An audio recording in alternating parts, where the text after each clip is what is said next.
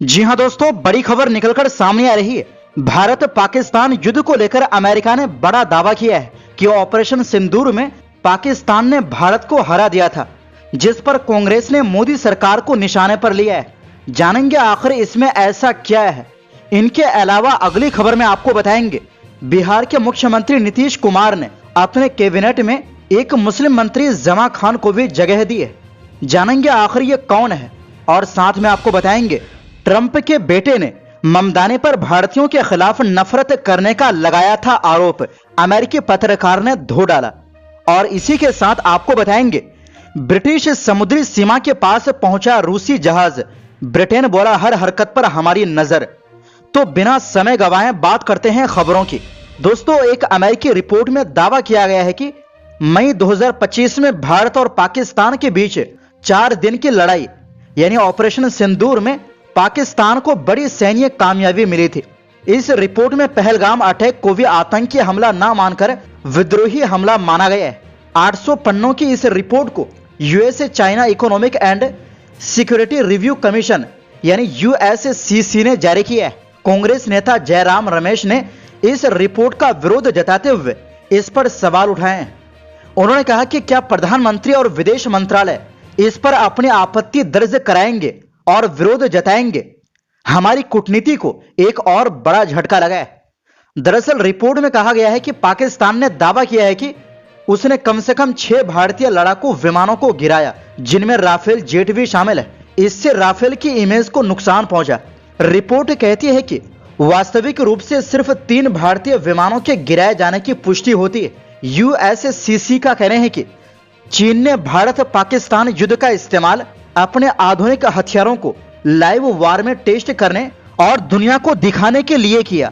लड़ाई के बाद दुनिया भर में चीनी दूतावासों ने अपने हथियारों की तारीफ की और कहा कि पाकिस्तान ने इनके इस्तेमाल से भारतीय लड़ाकू विमानों को गिराया।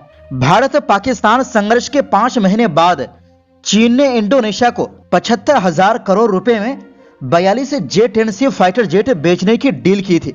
रिपोर्ट के मुताबिक पाकिस्तान ने इस लड़ाई में चीन से मिले हथियारों का इस्तेमाल किया और अपने सैन्य फायदे को दुनिया के सामने रखा। इसमें कहा गया है कि पाकिस्तान ने चीन के HQ-9 air defence system, PL-15 मिसाइलें और J-10 फाइटर जेट का इस्तेमाल किया। भारत का दावा है कि पाकिस्तान को इस दौरान चीन से खुफिया जानकारी यानी इंटेलिजेंस भी मिली।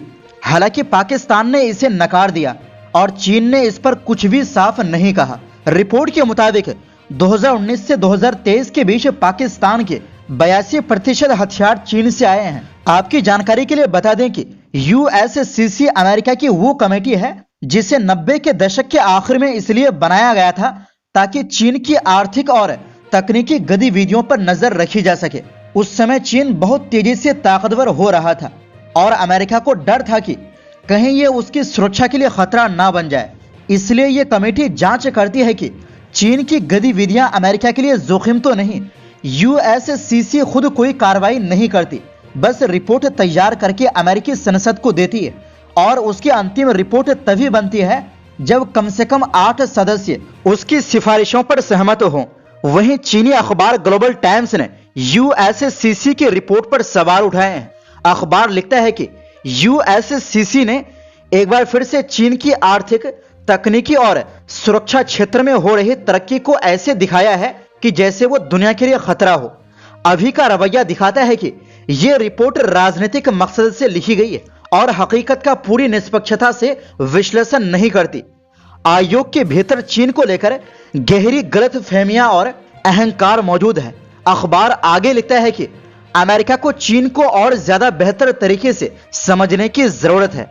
वहीं दूसरी ओर दोस्तों, नीतीश कुमार की नई सरकार ने आकार ले लिया है। गुरुवार को ऐतिहासिक गांधी मैदान में नीतीश कुमार ने 10वीं बार सूबे के सीएम के रूप में शपथ ली, तो उनकी कैबिनेट के 26 सदस्यों को भी पद और गोपनीयता की शपथ ली। नीतीश कुमार की टीम में एकमात्र मुस्लिम चेहरे के रूप में मोहम्मद जमा खान को शामिल किया गया है।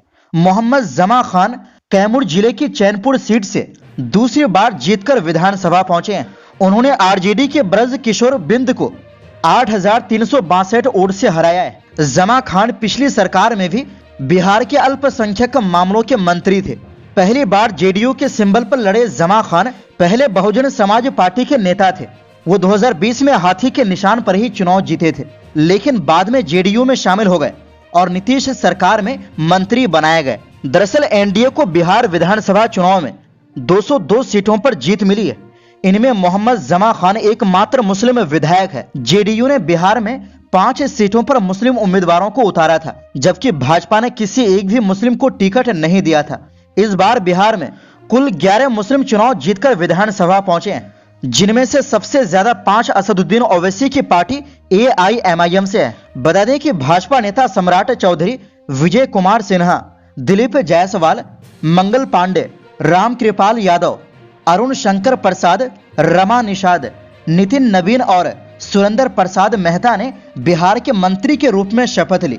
जनता दल यूनाइटेड के विजय कुमार चौधरी, विजेंद्र प्रसाद यादव, श्रवण कुमार, अशोक चौधरी, लेशी सिंह, मदन सहनी, सुनील कुमार और मोहम्मद जमा खान ने भी बिहार के मंत्री के रूप में शपथ ली। इसके अलावा हिंदुस्तानी आवाम मोर्चा के संतोष सुमन ने भी बिहार के मंत्री पद की शपथ ली। उपेंद्र कुशवाहा के बेटे दीपक प्रकाश को भी मंत्री बनाया गया है। वैसे इस पर काफी विवाद हो रहा है। वहीं दूसरी ओर दोस्तों, ब्रिटिश अमेरिकी पत्रकार मेहदी हसन ने अमेरिकी राष्ट्रपति डोनाल्ड ट्रंप के बेटे एरिक ट्रंप को मूर्ख कहा। दरअसल एरिक ने न्यूयॉर्क के मुस्लिम मेयर जोहरान ममदानी पर आरोप लगाया था कि वो भारतीय समुदाय से नफरत करते हैं, साथ ही उन्हें सोशलिस्ट कम्युनिस्ट बताया था। मेहदी हसन ने एरिक का वीडियो शेयर करते हुए लिखा, जोहरान ममदानी खुद भारतीय मूल के हैं। एरिक ने न्यूयॉर्क शहर के विकास को लेकर भी टिप्पणी की थी। उन्होंने कहा कि ममदानी के मेयर बनने से न्यूयॉर्क का पतन हो जाएगा। ये शहर कभी दुनिया का सबसे महान शहर था, लेकिन राजनीति के कारण अब इसकी स्थिति खराब हो रही है। इसके बाद एरिक ने कहा कि डेमोक्रेटिक की प्राथमिकताएं शहर की जरूरतों से मेल नहीं खाती।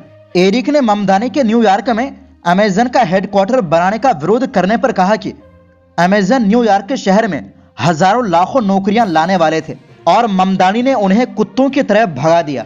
वहीं दूसरी ओर दोस्तों, ब्रिटेन ने बताया है कि एक रूसी जासूसी जहाज उसके समुद्री इलाके के बिल्कुल पास आ गया है और उसने ब्रिटिश मिलिट्री पायलटों पर लेजर चमकाई है। ब्रिटेन के रक्षा मंत्री जॉन हेली ने कहा कि यह घटना बहुत खतरनाक है और देश अब नए तरह के खतरों का सामना कर रहा है। रक्षा मंत्री के मुताबिक यह रूसी जहाज, जिसका नाम यंत्र है, स्कॉटलैंड के ऊपर वाले हिस्से में ब्रिटेन की समुद्री सीमा के किनारे दिखाई दिया। मीडिया रिपोर्ट्स के मुताबिक यह जहाज समुद्र के नीचे लगी ब्रिटेन की महत्वपूर्ण बिजली और कम्युनिकेशन केबल्स की जासूसी करने के लिए बनाया गया है। ब्रिटिश वायुसेना ने एक निगरानी विमान भेजकर जहाज पर नजर रखी। हेली ने रूस को चेतावनी देते हुए कहा कि ब्रिटेन हर हरकत पर नजर रख रहा है और अगर जहाज दक्षिण की ओर बढ़ा तो ब्रिटेन तैयार है। रूस ने इन आरोपों को खारिज किया है।